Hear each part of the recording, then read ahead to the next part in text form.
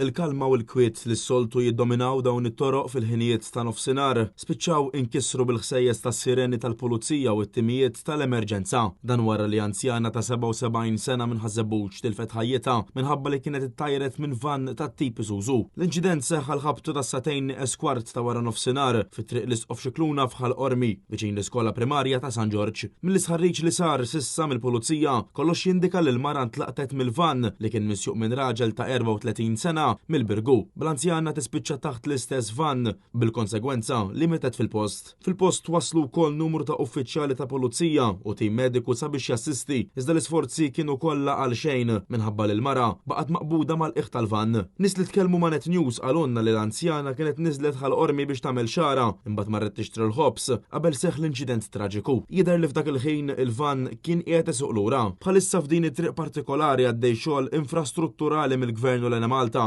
Diversi residenti ilhom jimsħaħ igergru minn nuqqas ta' aċċessibilità minn bankina għall-oħra. Intant il-Maġistrat Joe Mifsud ħatar diversi esperti sabiex jassistuh f'din l-inkjesta għal xi ħin it-triq tal-iskola kellha tingħalaq.